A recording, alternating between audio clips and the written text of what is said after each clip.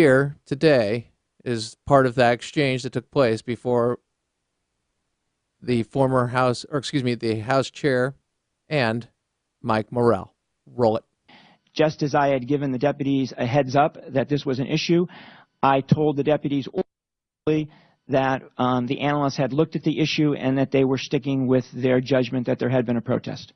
And so with all of your training, all of your experience, your gut reaction, did you believe that was the right decision? So I believed what my analyst said, that there was a protest. I also believed it to be a terrorist attack.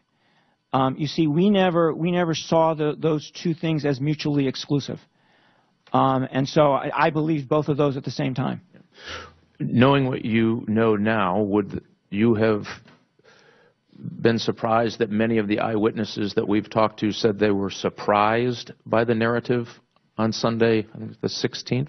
They were shocked. Members of your organization that were, I think the word was shocked. Yeah, I'm a little surprised by that, quite frankly, because if they were members of my organization, then they would have seen the analysis written on the 13th that said there was a protest and said the attack evolved spontaneously from the protest. So if they were shocked on Sunday when they heard that, they should have been shocked on Thursday the 13th when they read it. So, not mutually exclusive, a protest and a terrorist attack. Here's the question. We look at the equipment that was used and for the terrorist attack and the idea of protesting. It doesn't make a lot of sense. One involving to the other, no, not really. We don't really see that. We don't have the information.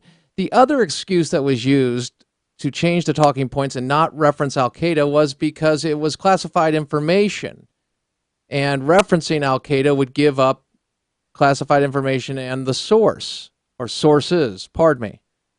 But a general reference to Al-Qaeda, especially in light of the fact that they knew of camps operating in the region and that we are at war with Al-Qaeda, really would not have. Tom Jocelyn, in fact, writes, according to Morell, quote, according to Morell, Tom Jocelyn of the Weekly Standard, and he is of the Foundation for Defense of Democracies. He wrote this today in the Weekly Standard. According to Morell, if the CIA had included a reference to Al-Qaeda in the administration's talking points, then it would have had to classify that sensitive intelligence. This is doubtful. Or excuse me, it would have to declassify that sensitive intelligence. This is doubtful. The Obama administration could have made a general reference to, quote, Al-Qaeda, unquote, in its early explanation of Benghazi attack without exposing any specific intelligence. It was not a stretch to link Al-Qaeda to a terrorist attack on the anniversary of September 11th. The bottom line is that the intelligence community knew from the, quote, get-go, unquote, that Al-Qaeda was involved in the attack, and the Obama administration's narrative at first excluded Al-Qaeda entirely. Michelle Bachmann went back and forth with Mr. Morell, and quite frankly, this shows how one tries to put forth facts that would seemingly cloud the waters or not go to the heart of one person changing talking points, removing references to Al-Qaeda when the source on the ground, not the bureaucracy back home, said this is a terrorist attack, talking about Al-Qaeda, and back home, they decided to go with a protest YouTube video. Why would you do that? Why wouldn't you go with your source? To cloud the waters, you will hear Michael Morell open up an attack in his response, or come out swinging, if you will. This is a part 2 of his response, but it goes to the heart of the matter. Michelle Bachmann, pardon me, lays the smack down. Roll it. Let me actually give you the facts of what the State Department changed in those talking points and what the White House changed. The White House changed 3 things. The first thing the White House changed was to add Cairo in front of the word embassy for the sake of clarity. The second thing the White House changed was to rearrange a couple of sentences, purely stylistic. The third thing the White House changed was to change the word consulate to diplomatic post for accuracy. Those were the only changes the White House made. The changes the State Department made, 2, just 2. They too wanted to change the word consulate to diplomatic post for exactly the same reason.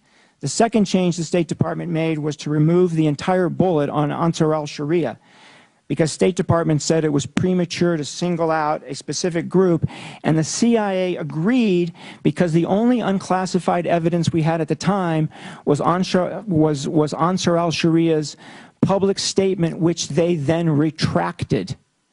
So the State Department and the White House made 5 changes only, all of them, in my view, fairly insignificant. Mr. Morell, they didn't have to change because you made the changes for them. The changes. That's the point. That's why you're in front of this committee today. You made significant substantive changes for the White House. Whether it was on behalf, we don't know, but we know you are the one who made those changes. Ma'am, if you look at the record, what you will see is the changes I made were fully consistent with what our analysts believed at the time, period. The analysts that were part of the bureaucracy, not the individuals who are on the ground who had eyewitness testimony and who as early as September 12th had sent you a cable that it was not a protest, that it was in fact an attack. Those were intentionally ignored.